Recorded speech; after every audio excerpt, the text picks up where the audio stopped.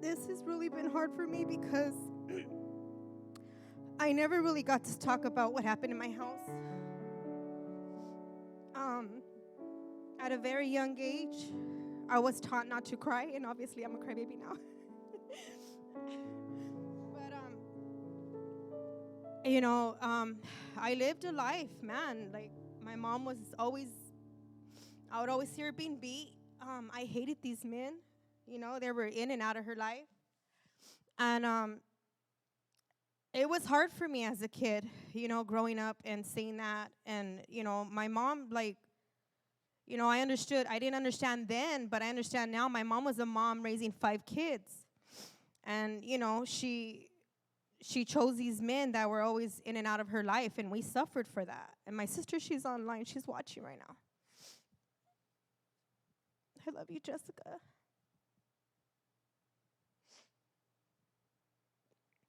But I haven't been able to talk about it since, you know, since I came to the Lord. You know, it's been something that I've, you know, tucked away for a long time. And so even as a young kid, I remember that, you know, my mom would teach us how to steal because, you know, she was a mom raising, you know, 5 kids, and we'd go into the store, and there we were, sticking stuff in her purse, sticking stuff in our pockets, you know, just trying to get by, you know, and you know, we didn't get in trouble for stealing, but we got in trouble if we got caught, you know. Um, I just remember, you know, there were times where we didn't have anything to eat, and I remember, you know, when those times were hard like that, you know, my mom started slinging dope. You know, back then it was whatever she got her hands on. So, um, I remember a lot of stuff. Like, you think, you know, because they're kids, they don't realize what's going on. But I was young. I don't even remember. Thank God I don't remember that. I just remember just the part of my mom screaming. But that was like traumatic, you know. And I think a lot of it too. Like, I stuffed that stuff inside because I don't want to feel any of that, you know. And um, you know, I remember just being at home, and there were times where my mom was loaded. Like, she would be so loaded, she's coming off her drugs. And like how Ceci was saying, you know, I would watch my mom get beat, but at the same time, my mom would beat us the way these men beat her, you know? And I remember just, you know, her getting just beat up so bad, and me hearing it, laying in bed hearing it, you know, pretending I was asleep because I didn't know if they were going to come in and beat me too, because my mom was, you know, she chose to be with these men. And I remember at a young age having to fend for my little brothers and sisters. I didn't have time to grow up as a little kid and ride your bikes and do all of that stuff. I didn't get to do any of that. You know, I felt like I had to grow up so fast, like I had to protect my little brothers and sisters. And it was hard, you know. There was times where my mom wouldn't come home because she's out there late at night, or she wouldn't come home because she's on, you know, she's all messed up. So I would have to take care of my little brothers and sisters. There's even times where I remember, you know, my mom, she was very abusive, and I'm not even gonna lie, but I understood then, but that she was, you know, a mom trying to raise her kids, and she didn't know how. And I remember times going to school, and right before I'm going to school, like my mom she would beat me. And I remember just going to school with a bloody nose, and like I remember before I caught the bus, I had to pick up my hair, you know, like wipe my face and everything. Like everything was okay, but inside it wasn't. And I remember, you know, going to school, and that was the closest thing, like for me, like for holidays. You know, I didn't have holidays. I didn't have holidays around the table. I didn't have any of that. All I remember was these people in my house. I hated them. I hated them for even being there because they were all slammed back. Either they were on that, they were on PCP. My mom she was slanging skante at that time. That's what we used to call it. That was what we used to call it back then. And my mom, you know, these people would be in my house.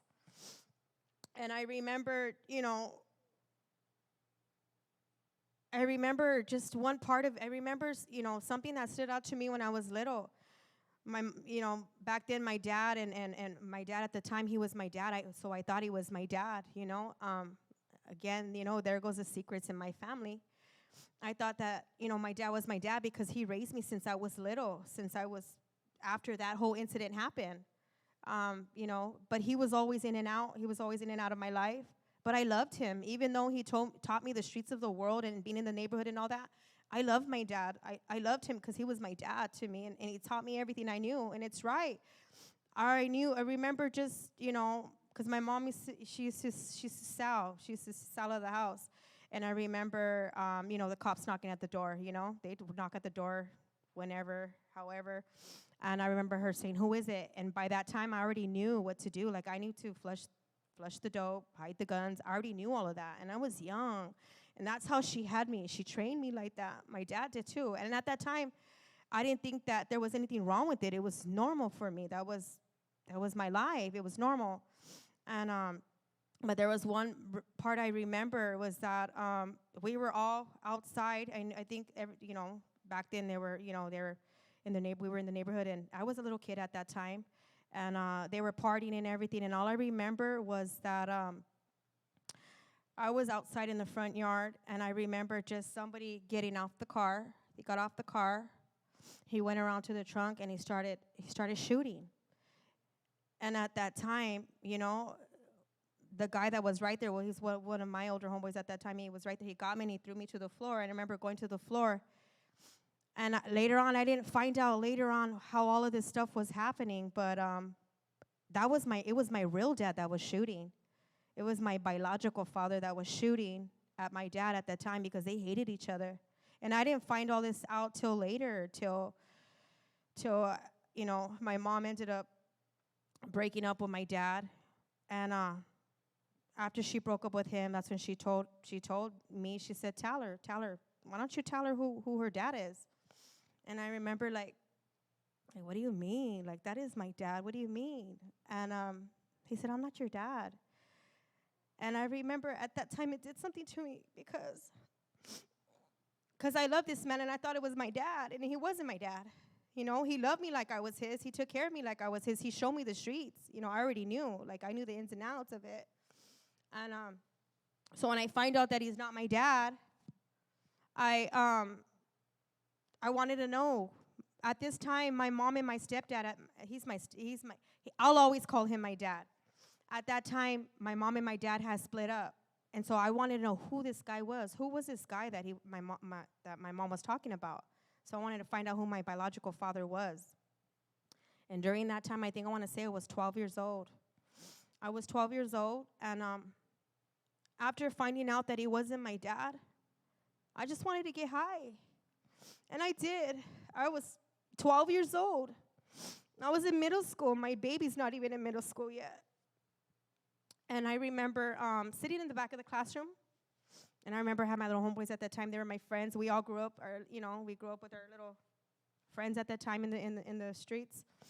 And I remember him telling, because they knew that my mom used to sell. So I remember them telling me, "Well, go get it, and we'll go ahead and we'll do it in the back of the class." And I said, "All right." And I did that. And from that point on, my life was numb. I felt really, really numb. I hated people. I didn't trust people. And I made sure that I was never going to get beat down like the way my mom got beat down.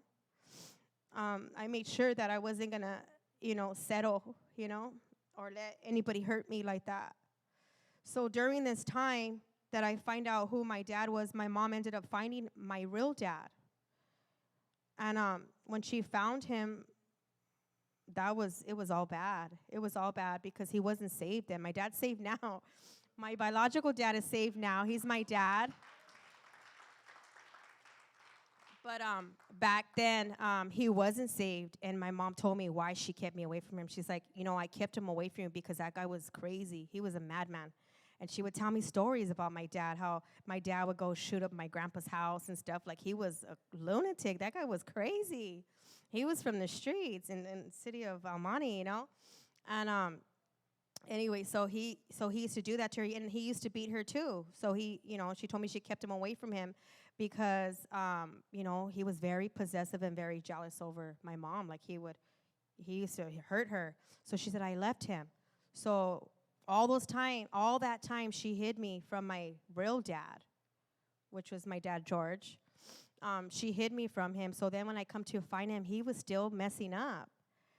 When we went to find him, it was all bad because my dad at that time, my biological dad, he when my mom introduced me to him, I started, just started to kind of reconciling, I haven't seen him in so long. He ended up going crazy on her, and he ended up holding her hostage. So he held her hostage. He put a gun to her head. He blew up the van. My dad was crazy, and you see him now, and it's like, what the heck? Where is this man that, my mom used to talk about? Because he didn't have God back then, and so after that, I just didn't want to feel anything anymore. Like I didn't want to feel anything no more. I was tired. I just ran the streets. That's all I knew how. I just ran the streets. It was normal to me. Like that was the scene. That was the thing that was in back then, And I ran the streets, and then I ended up getting pregnant when I was 16 years old. I was a baby having a baby, and I didn't know how to be a mom, and I chose, and I'm going to be transparent, I chose to get high. I chose to follow, the footsteps that, that I seen. I chose that life, and I chose to be out there when I could have been a mom. I didn't know how to be a mom, and at that time, I didn't really understand why everything was happening the way it was happening. I didn't understand, but I understand now. So I ended up, after I had my daughter, I was still, messing up. I would go and steal cars. I do all that crazy stuff. I don't look like it now, thank God. God, He changed me and stuff, right? But I used to do dumb stuff like that, and I caught myself, I ended up catching a sentence. I ended up going to prison. I was 17 when I did the crime, and they caught me when I was 18. So they tried me as an adult. And I remember, being there, doing my time, and it was kind of a sense of relief for me because, from running the streets for so long, and you're high and you're out of your mind, you don't care, like just from running and running and running, going house to house and doing all this dumb and crazy stuff. I put in myself in situations where I'm even on the freeway and they're shooting at us on the freeway. Like I put in myself in all of these crazy and horrible situations, and I just remember just going in and out, in and out, in and out, in and out of prison, just in and out for, I want to say like a good 5 times. But every time I went to prison, I was in prison because I got caught on a violation, and I knew it was not supposed to be around the people from the hood or whatever it was, or people that were parolees. And every time I caught a sentence for that. I mean, it was a year flat. I didn't get no 6 months, 3 months off of that. I got flat time. But every time, that happened, it was like a sense of relief for me because I'm tired. And then when the cops would come and catch me, I'm like, I'm done. Like, come get me because I'm doing too much out here, And it was like that for a while, for a long time. I was so lost and broken. I look back now and I'm like, man, I was a kid that was shattered. And my sister, I was talking to her today, and she was telling me, Marie, do you remember when Mom used to, send us out in the streets, and she used to have us panhandle? And I was like, oh, dang, like, she'd bring back like different stuff, and I'm like, oh my God. And she's like, Marie, remember when we used to panhandle just for those puffy French fries? And I'm like, dang, because we were hungry, we used to do like the craziest and dumb things. And so anyways, I was going in and out for a long time in prison, and then finally, like, I just I was supposed to go back to prison for even longer than that. I got caught with something I should have never had. And I remember just like, being tired. I was just so tired. I was tired. I didn't know what love was. And I was just trying to fill myself with the streets and all this crazy madness stuff, And I remember just on my last run, and I remember just being like, okay, well, all right, if I'm going down for a long time, then let's go. Like, that's probably what I need, And I remember that during that time, they said I remember my attorney at that time telling me, he said, look, he said, I told him, I go, look, I've never been rehabilitated. Like, I need something. Like, I'm messed up. Like, I know I'm not, you know, I'm not normal. I know I need help. I need something. Like, I'm tired of, all you guys do is lock me away. I said, I'm tired of being locked up. I'm done. Like, that's all I know is being locked up. Like, I need something else. And he said, I remember him telling me clearly, he told me, he goes, okay, look, he said, we have an option for you. He said, there's Victory Outreach. He said, he said, there's Victory Outreach. He said, if you want, he says, you can go into the home, but you're going to do a year and you're going to hang yourself. He told me. He says, because I've seen a lot of people go through these homes and they hang themselves. He's like, and you're going to be right back in here. And I said, you know what? I'm like, I don't even care. Like, I remember just, and I never really spoke to God. And at that time, I think I was just so tired and done that I said, you know what, God, like, if you're even there and you're real, like, I'm tired. I'm tired of running in and out. I'm tired of, being in the streets. I was tired. I said, if you're real, like, I don't know how you're going to do this, but it's going to happen. And I remember even being in prison, and this is crazy because I remember when I was in prison, I remember seeing she's my daughter's godmother now, Diana. I love her. When I was in prison, I remember her because if I was in ADSEG with one of my bunkies, and she used to go and give one of my bunkies her little psych med because she needed psych meds. And she was the nurse that was open the slot and give my bunkie her psych meds. And I remember looking at her and just being like, I wonder what her life was like. Not knowing how everything was already ordained, how everything was already taking place. I just remember looking at her from the inside out, like, I wonder what her life is like, And then after all of this, to say all of this, I ended up, so back to when I ended up, saying, okay, well, God, if you're real, like, I don't know how you're going to do this, but, you're going to, whatever happens, like, I'm ready, And sure enough, because I was supposed to go back to prison and go do more time, but sure enough, God made that way for me where I was able to get out. And they told me to roll it up, and I'm like, what the heck? Like, God, at that time, I knew that God was who he said he was, because from all that time from running and not crying and all of that being bottled inside, I cried like a baby. Like, it was like, I knew it was God. I knew, like, I felt it. Like, I never felt God before like that, and I knew, like, man, this is God. Like, okay, God, And then from that point on, I went to the women's home. And I always say I love my pastors for this because, they have been on the journey with me. It's not been easy, but they have been on the journey with me from the beginning, from when I got released, and went to the ranch.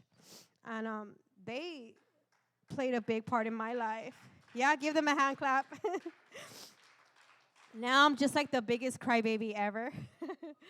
But they played a big part in my life, and so, and then after that, I got saved and all that, like, God started really, I went there on my own, thinking, okay, I'm going to do the 12 months and get out. I went there on my own agenda, but God started doing something completely different. He started changing me, retraining my thoughts. He started changing my mind. He started healing me in those places that I thought, like, I could never be healed from because I was broke. I was shattered as a kid, And God began to mend me. God began to mold me. God began to shape me. I didn't know that I was going to be up here leading worship. I didn't know any of that, But God already knew what he was going to do. And then I got married, and then I had my kids and all that, and I look at my kids, and I'm like, you know what, God, like, I would never put my kids through what I have gone through. I see my kids, and my heart honestly goes out to these little kids because we don't know what type of environment that they live in. They might seem like they're okay, and they might act like they're okay, but they're not. There's some kids that were like me. I was, baby kid in the streets or whatever you want to call me. And my mom would say that I would, every time there'd be people at the house, I already knew to jack their pockets, because I learned really young. I learned all of this bad stuff, And like I look back and I'm like, man, like how God just completely did a 360 in my life, I thank God for that. Amen. Ceci, if I could just have you come up here. She's going to read the last part of it,